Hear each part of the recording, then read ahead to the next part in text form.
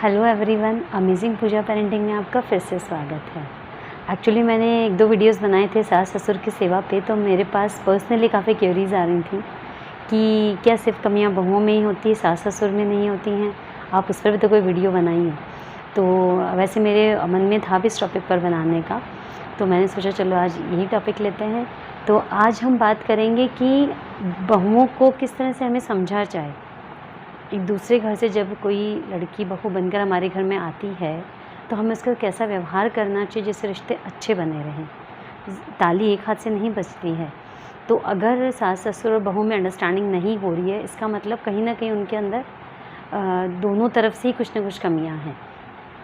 तो सबसे पहले तो जो बात है वो है कि जो बहू बनकर हमारे घर में जो लड़की आती है, उसे हम दिल से स्वीकार करें, उस रिश्ते को हम स्वीकार करें कि हाँ, अभी हमारे घर की सदस्य है, ना कि उसे हम आजीवन एक पराया इंसान बनकर ही मानते रहें।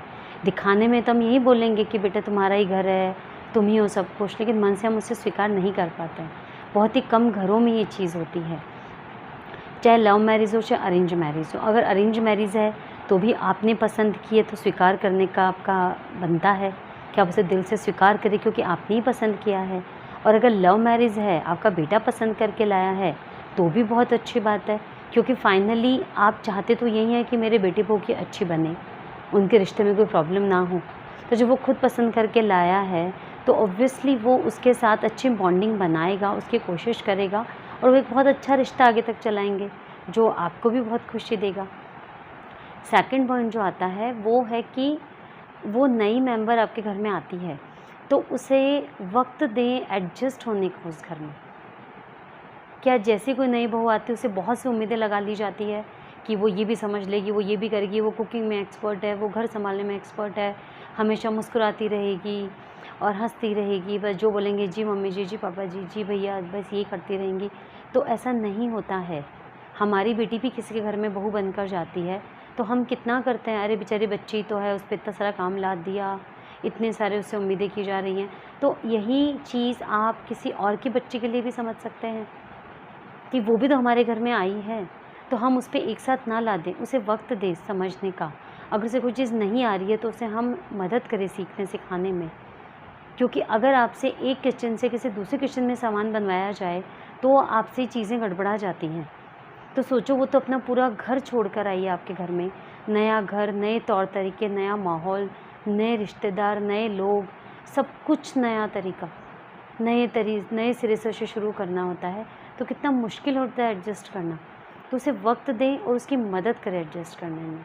तीसरा पॉइंट आता है कि अगर कोई बात ऐसी हो गई है घर के अंदर, तो उस बात को दबाएं या घुसर फुसर ना करें, उसे क्लियर करें।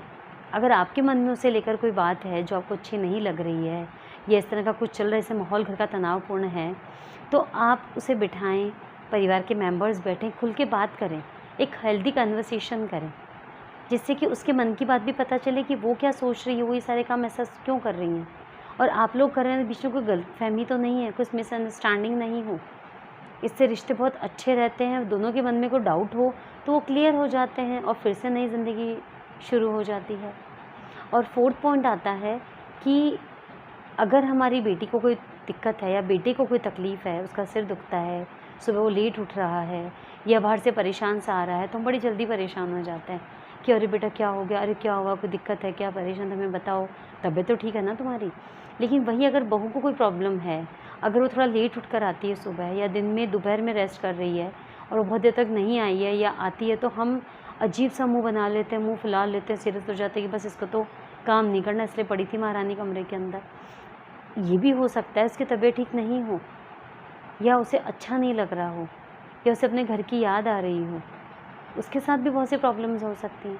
तो जिस तरह से आप अपने बेटा बेटी की परवाह करते हैं, बिल्कुल उसी तरह वो भी आपके घर के सदस्य है, अब तो वही आपकी बेटी है, तो आपको उसकी भी उसी तरह चिंता करनी है, उसी तरह पूछना है, और मन से, दिखावे से नहीं, मन से कि हाँ बेटा क्या हुआ, ज़्यादा दिक्कत हो गई क्या। उसको आराम करने का हो तो उसे आराम करने भेजें कि नहीं तुम आराम करो, कि चिंता बिल्कुल मत करो। बहुत अच्छा लगेगा उसे, वो खुद आपसे मन से जुड़ेगी।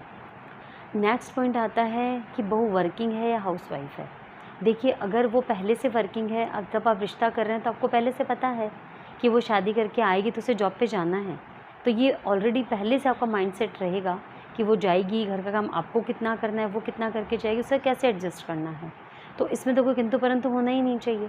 और अगर उसके बाद भी आप इश्यूज़ बनाते हैं तो वो आपकी गलती है, क्योंकि नए घर में वो आ रही है आपके, एडजस्ट आपको करना है। किस तरह से करना है, आपको उसकी हेल्प करनी कि बेटा ये आप ऐसे करो, मैं ऐसे करती हूँ, ऐसे मिलकर ही चल सकता है, क्योंकि आपको पहले से पता है कि शी इज़ वर्किंग।